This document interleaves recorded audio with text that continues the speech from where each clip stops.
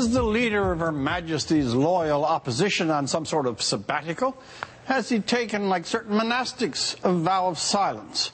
Or has he signed on a little too heavily to H.G. Wells' wonderful fantasy of the invisible man? Now, Thomas Mulcair cannot be blamed for the media's fascination with Justin Trudeau.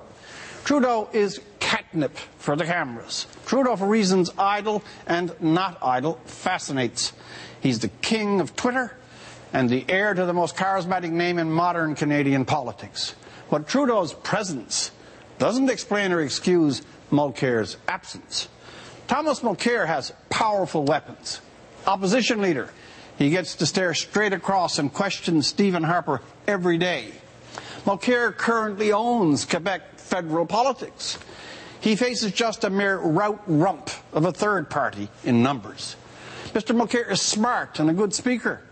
The Liberals, on the other hand, have never been so weak and vulnerable as a party.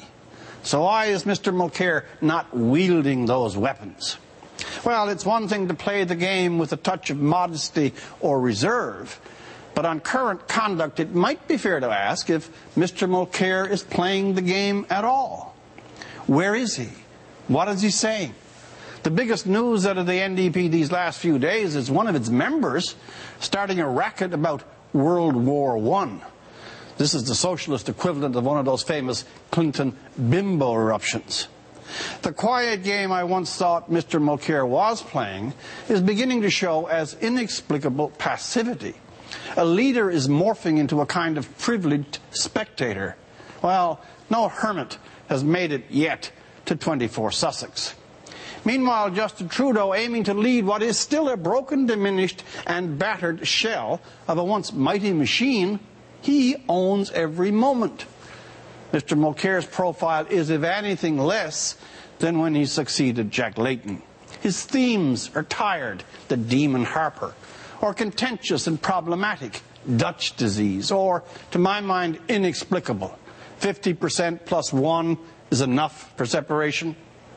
There is no sense of fire in the opposition or its leader. Nothing to note that it is, and this is history, the first ever NDP national government in waiting. It says a lot that you have to actually remind people of that.